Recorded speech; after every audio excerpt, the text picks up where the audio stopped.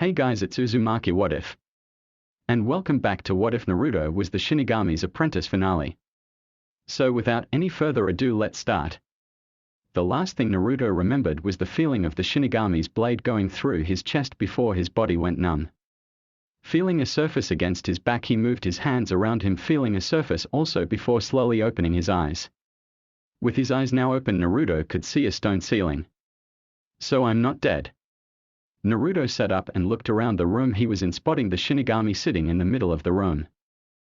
Naruto stood and walked over to the death god and stood behind him before asking in a soft tone, "Where are we?" The elderly death god opened his eyes and turned to look at Naruto. "We are in my realm," the Shinigami replied before the room around them both changed into a meadow with cherry blossoms. "Here I control everything," he explained.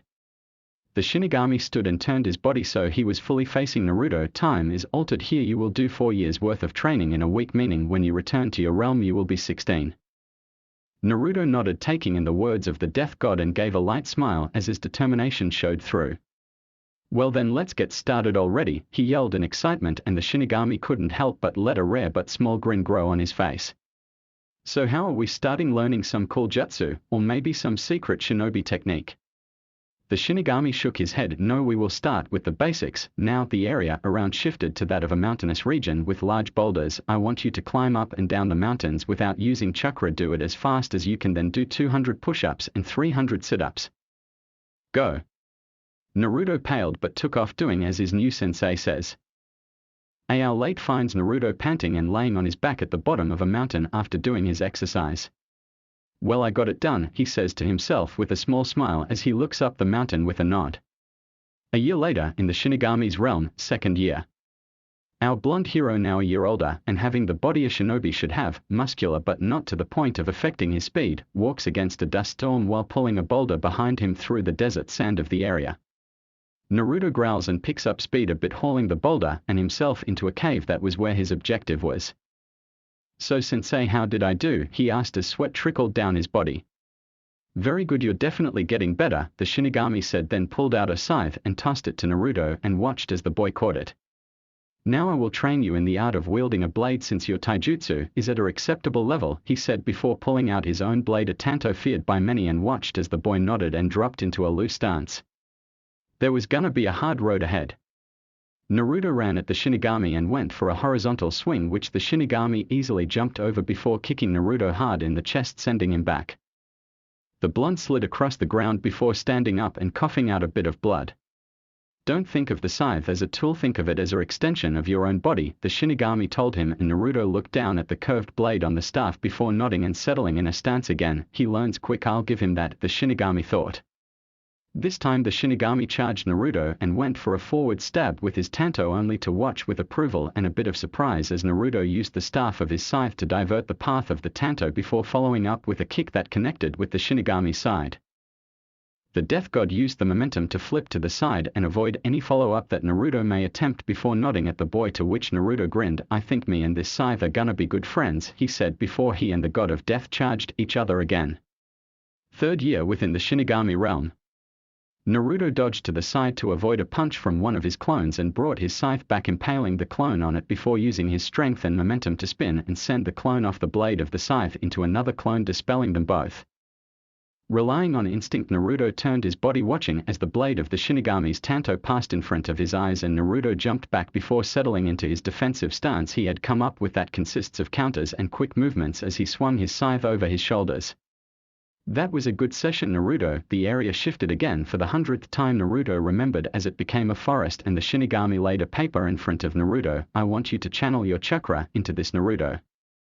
Naruto sat down after sealing his scythe in a storage seal on his arm and placed a finger on the paper before channeling his chakra into it, and watched as the paper split in half and one side became soggy while the other crumbled. "What does that mean, sensei?"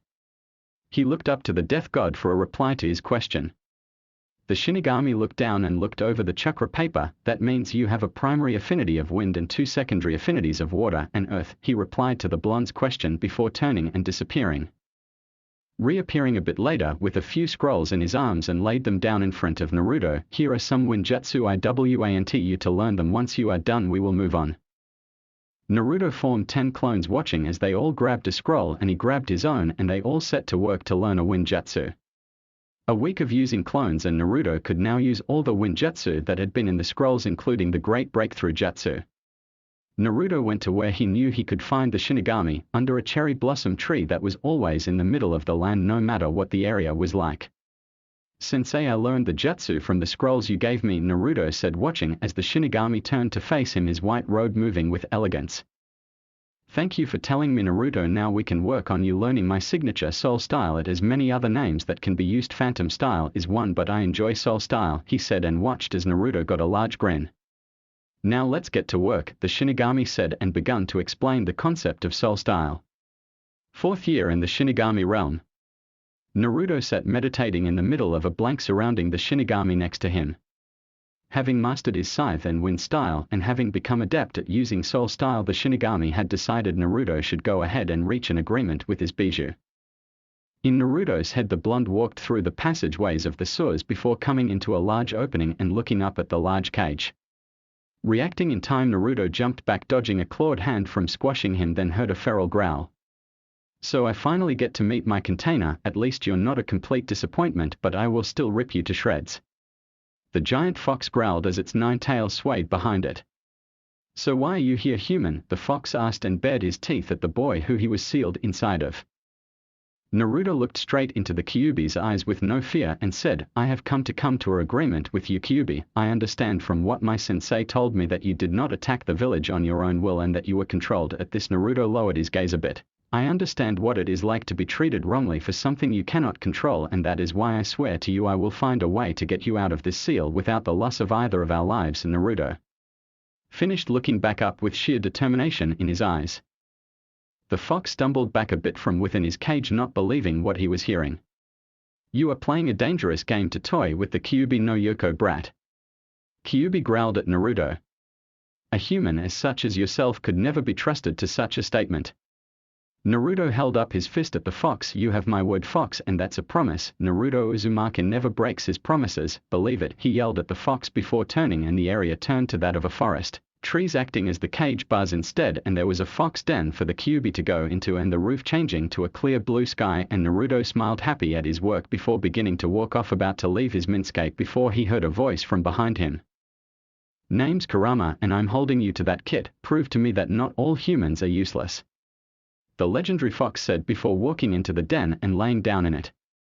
Naruto smiled before vanishing from his mindscape. When Naruto opened his eyes, he saw the Shinigami was standing in front of him. "You have grown well, Naruto Uzumaki. It is almost time for you to return to your realm, and I wish to present you with something," the Shinigami said and raised his hand at Naruto. The blonde watched as his clothes changed from the orange jumpsuit into what it is now. Naruto bowed to the Shinigami. "Thank you, Shinigami-sensei." The Shinigami shook his head. "No thank you, Naruto, for showing me there is more to life than just death." That's all for What If Naruto Was the Shinigami's Apprentice. If you like the series, don't forget to like and subscribe. It helps me upload more What If videos.